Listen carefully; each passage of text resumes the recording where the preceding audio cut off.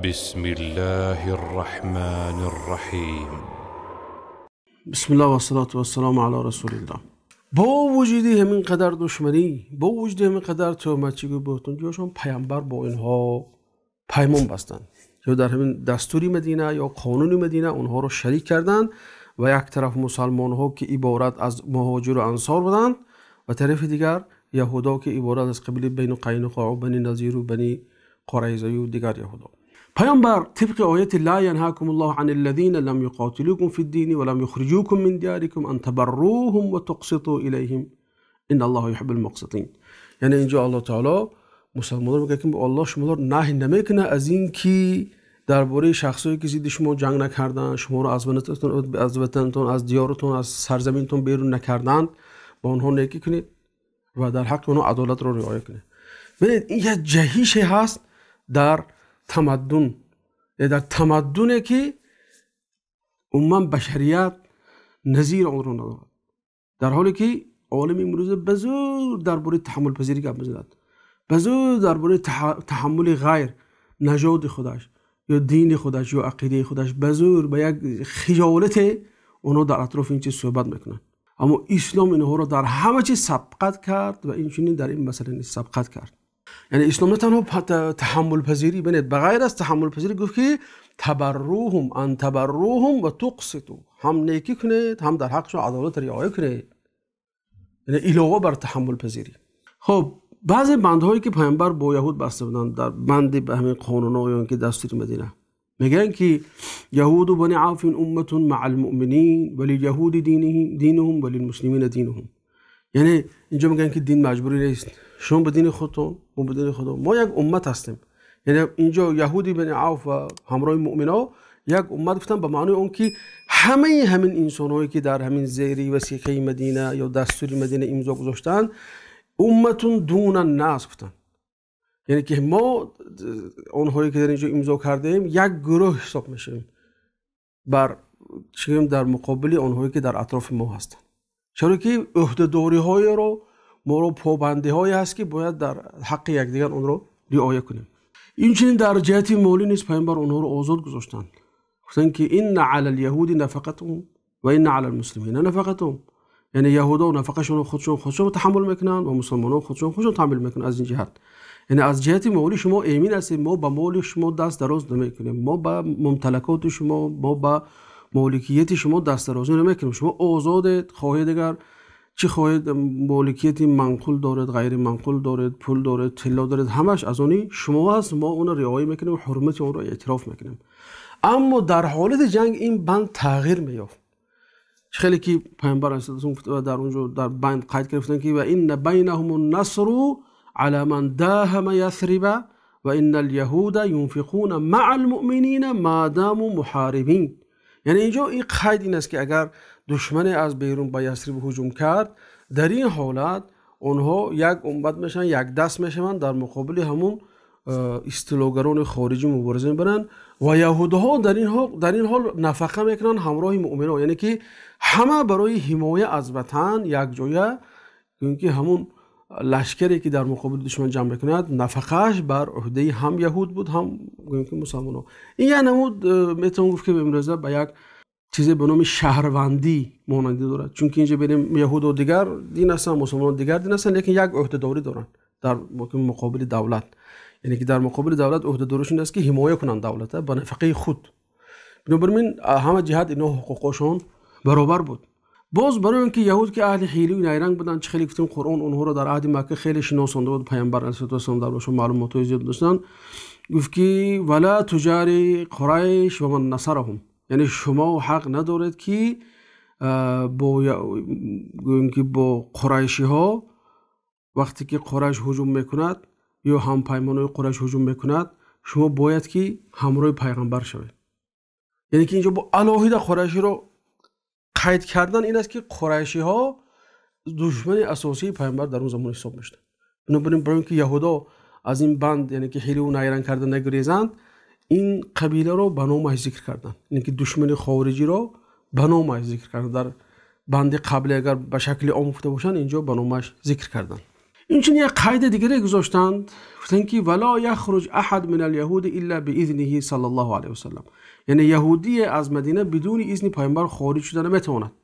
اینا میتونم گفت یک ترتیب مثلا اداره شناسنامه‌دهی به همین چیز تقریبا شباهت داره که به اجازه پیامبر یک کسی از اینجا بیرون رفته نمیتونست.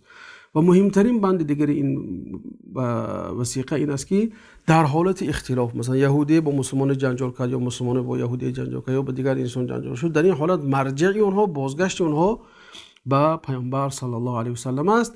و دستاورد بزرگتر این است که یهودا و پیامبر رو همچون دولت اعتراف کردن اینجا. لیکن یک سوال پیدا میشه که یهودا اونجا قلعه ها داشتن، سلاح داشتن، مال داشتن، از جهت اقتصادی، اجتماعی، سیاسی همه طرفه انسانای نیرومند بودن. ولی پیامبر دولت چون نو از دولت جوان است، حالا میگن که شاید که یگان وزارت هم نیست، چیز دیگر هم نیست، چرا اونها راضی شدن که پیامبر به عهدنامه امضا کنن؟ میگن که اینم باز از همون میتونن از قرآن برداشت کردین، چون که قرآن میگه که لانتم اشد رهبة فی صدورهم من الله، از خدا دید اونها از شما بسیارتر میترسن. یا در آیه دیگه که ولتجدنهم احرص الناس علی حیات، این اونها رو میبینی که حریص‌ترین مردم در حیات هستن، که تلاش زیاد میکنن که تو در حیات مونن.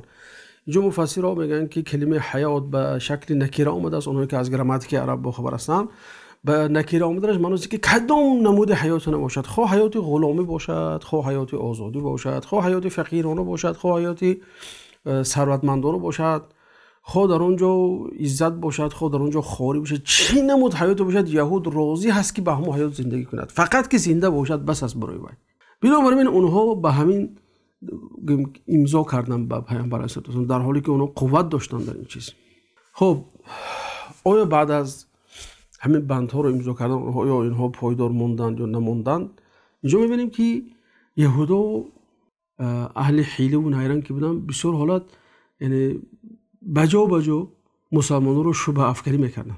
مثلا الله تعالی میگه که ولما جاءهم کتاب من عند الله مصدق لما معهم وكانوا من قبل يستفتحون على الذين كفروا فلما جاءهم عرفوا كفروا به. یعنی که اونها پیش از اون که پیامبر آید با یهودا با اهل مدینه میگفتن که نزدیک شده از آمدن زمان پیامبری که اگر آید ما شما رو نابود میکنیم، ما شما رو ریشه‌کن میکنیم.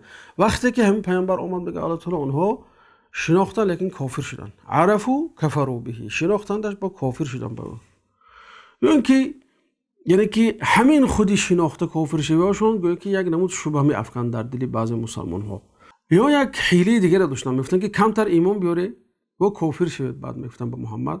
یعنی که گویا که اونها میامدن گفتن که ما یک درآمد میبینیم که این دین حقیقت است یا نیست، میدرآمدن گویا که مسلمان رو اعلام میکنن، بعد از اون باز کافر میشدن گویا که نه این دین حقیقی نه، اون دینی که ما میخواستیم، اون دینی که در تورات آمده است این نیست.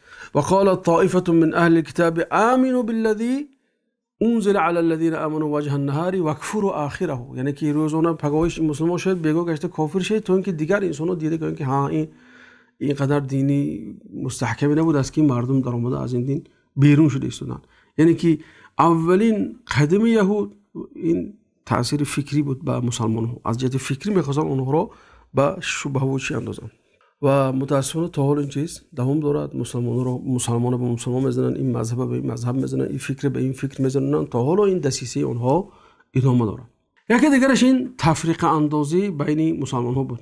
یعنی اونها فقط از دور که این چیز اداره میکردن، جوان رو فرستادن تا اینکه درباره جنگ بعث یک شهر سرایت که در اونجا جایی که انصاری ها جمع میشن از قبیله اوس و خزرج، که اوس و خزرج هم جنگ بعث بین هر دو همین قبیله شده بود، و یک طرف تعریف میکند یا یک طرف دیگر تعریف میکند. وقتی اونجا میشینن دیگر مسلمانای اوس و خزرج کمتر حمیت جاهلیتشو بالا میره بود و دیگر شروع میکنن با گپ پرتوی با دیگر، بعد از اون با زن و زنی میگذارد، بعد از اون به دیگر وعده میدن که فلان روز در فلان جا میریم جنگ میکنیم برای خاطر همون خونی جنگ بعث برقرار کردن. وقتی خبر به پیامبر علیه السلام میره، بعد پیامبر میگن که همون ریدایی که بالی کشون پفته میشد ولی ریداشون رو پوشیده و پوشیده به راه برآمدن، رفتن جایی که همین فتنه شده است، گفتن که الله ای خدا رو به یاد دارید. گفتن که ابدع الجاهلیتی و انا بین اظهرکم، یعنی حالی من زنده هم بین شما گشتم، شما الکی در فکر جاهلیت رفتید. بعد اینقدر نصیحت کرد، اینقدر گپ زد، بعد مسلمان‌ها آروم شدن و درک کردن که این یک فتنه هست، تفریق اندازی است که از خارج برای خاطر مسلمان‌ها رو تفریق انداخته شده است. خب بار دیگر بازم به بعض بندها مراجعت میکنیم. پیامبر علیه السلام میگن که هذا کتاب محمد بین المؤمنین و المسلمین و قریش و یثرب و المسلمین من قریش و یثرب و من تبعهم و لحق بهم و جاهد معهم انهم امه واحده.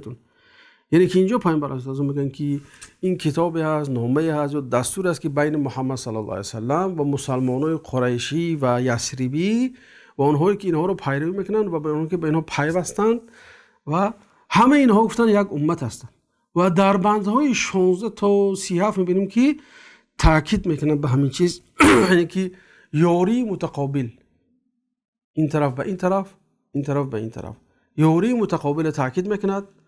این چنین برای یهودها در حالتهای شهروندیشون، مثلا در نکاح، در طلاق، در لباس، در چیزایی که خاصی همون دینی خودشون است، اونها رو آزاد گذاشته است. در خوردنیشون، در نوشیدنیشون شریعت به این جزئیاتی اونها دخالت نمیکند. یعنی که در همین چیز وثیقه مسلمان‌ها به همین چیز امضا گذاشتن. یک نکته دیگری جالبش این است که در این وثیقه، در این دستور، آزادی همچون یک عطای الهی معرفی می شود. عطای خدا است که برای بنده‌اش داده است و به همین به همکاری، این رو اشاره به همون عباره هست که به همکاری بر ضد ظالم دعوت میکند. یعنی که اینجا چی وای ظالم مسلمان باشد چی یهودی باشد، باید که همین انسانایی که در وثیقه داخل شدند و اون امضا کردن باید که مظلوم همیشه حمایه کنن، گرچه که مظلوم، گرچه که ظالم هم پسری خودش هم باشد. چه خیلی در روایت آمده است. یعنی که این پیامبر زیر عباره لهم ما لنا و علیهم ما علینا، یعنی که زیر یعنی که اون چیزی که برای ما هست برای اونها نیز هست، این که برای اونها هست برای ما نیز هست، و اون چیزی که علیه اونها هست علیه ما نیز هست. یعنی که ما یک امتیم، همچون یک شهروند یک دولت هستیم. و این اساس قاعده اشتراک انسانی رو طرح کرده بود. یعنی میتونم گفت که این رو اگر به اصطلاح زیباتر گویم، اگر عالمی بودن اسلام و انسانی بودن اسلام معرفی میکند که اسلام اومد، پیامبر خدا گفت که و ما ارسلناک الا رحمتا للعالمین. یعنی اسلام دین عالمی هست و انسانی هست در یک وقت، هم عالمی هم انسانی. چون که عالمی که شد حتما انسانی هست، یعنی عالمی رو بدون انسانیت تصور کرده نمیشود. خاورشناسی رومانی گیورگیوس میگه که این قانون، یعنی که همین وثیقه میدن، از 52 بند عبارت است، میگن که همش از فکری محمد صلی الله علیه و سلم است و از آن 25 تاش معامله بین مسلمان و مسلمان، یعنی که انصاری و مهاجری هست، اون رو به ترتیب تنظیم می‌دارد. و 27 تای آن میگوید حیات مسلمان ها با غیر مسلمان ها رو، خصوصا یهود و بت پرستان رو در بر میگیرد. و بند رو میاره میگه که این دلالت بر هم بت پرستان میکنه که لا یجیر مشرک مالا لقریش ولا نفسا، یعنی که مشرک از مدینه حق ندارد که مشرک قریشی رو مالش رو یا جانش رو اجاره گیرد، به معنی اون که زیر حمایه خودش گیرد. یعنی مشرک ها رو نه همچون صاحب یک فکر بلکه همچون افراد یک قبیله در این بند داخل کردن. یعنی که استراتژی پیامبر اگر با مشرکا بینم میخواد بود که پیامبر با اونها به دعوت همزیستی با اونها میکردن، همزیستی نیک میکردن و دوری از روی با اونها میشدن تا اینکه از مشکلی های داخلی تا میتوانند دور شوند. بنابراین مشرکان نیست، همچون یک افراد قبیله زیر همین عهدنامه داخل شده بودند. خلاصه همین گیورگیو میگه که این حق شهروندی رو به اونها میداد، هم به یهود، هم به مسلمانان و هم به مشرکایی که در اونجا زندگی میکردن. به طور نگاه شد میگه که همه دین ها آزادانه در اونجا فعالیت میکردن، دلخواه مراسم های دینی خودشون رو در اونجا اجرا میکردن. این قانون میگه سال 623 میلادی نوشته شده است. میگه که محمد علیه السلام عرب رو از زینه قبیله‌چگی و طرز تفکر قبیله‌چگی به زینه امت و طرز تفکر امت و امت سازی و بنیاد امت بالا برد. میگه با من به این قدر اکتفا میکنیم.